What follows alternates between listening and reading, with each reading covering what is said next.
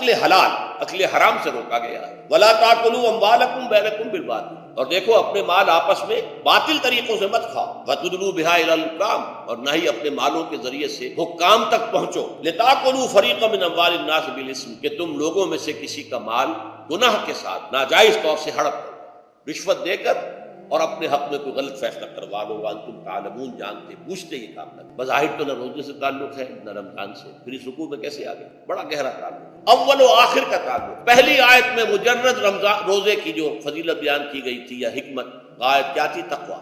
یہ تقویٰ کا معیار، تقویٰ جو ہے ظواہر کی بنیاد پر نہیں ہے، اچھا ظاہر بات ہے کہ ظواہر بھی دین کا حصہ ہے۔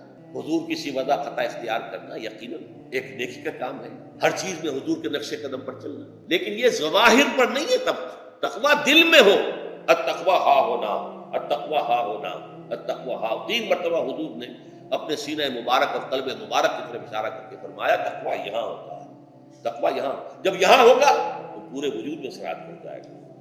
لیکن اس میں اہم ترین بات کیا ہے؟ عقل حلال، جو مشکل ترین کام، حرام کا لقمہ نہ آئے، ورنہ جیسے کہ کہا گیا ہے دعا کے بہترین مقام پر پہنچ گئے، حرم کعبہ کے ملتزم کے ساتھ چمٹے ہوئے ہو اور دعائیں کر رہے ہو، اب اس سے زیادہ دعا کی قبولیت کا کون سا وقت؟ یا آپ کھڑے ہو گئے جبل رحمت کے اوپر سب سے اونچے مقام پر جا کر اور آپ نے 2 گھنٹے سے ہاتھ اٹھائے ہوئے اے اللہ یا رب یا رب، لیکن حضور نے فرمایا کہ ایسے بہت سے لوگ، رجل یطیل السفر اشخص اغبر، ایک شخص ہے سفر کی وجہ سے بہت لمبا سفر کر کے دربادہ تھکا بادا ہے، اور اس کا وہ احرام جو ہے وہ بھی میلا کچیلا ہو چکا ہے۔ ظاہر بات ہے آج کی بات نہیں ہو رہی ہے، جبکہ آپ 4 گھنٹے میں تو پہنچ گئے جدہ اور پھر 2 گھنٹے میں مکہ پہنچ گئے اور جا کر 2 گھنٹے میں آپ نے جو ہے عمرہ کیا اور بعد چھٹی، احرام کھل گیا۔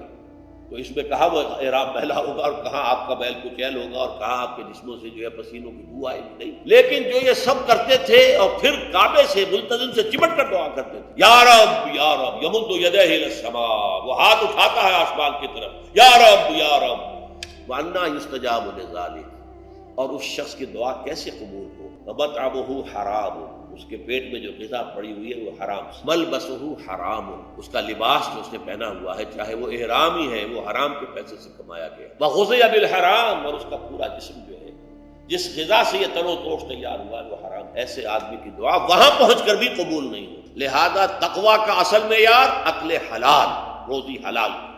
اگر یہ نہیں ہے تو آپ نے متقیوں کی شکل بنا لی اور بہت ہی آپ نے اپنے ظاہر کو جو ہے بہت آراستہ پیراستہ کر لیا سنت رسول سے، لیکن اللہ کی نگاہوں میں اس کی کوئی قدر و قیمت نہیں ہوگی جب تک کہ آپ کا رزق حلال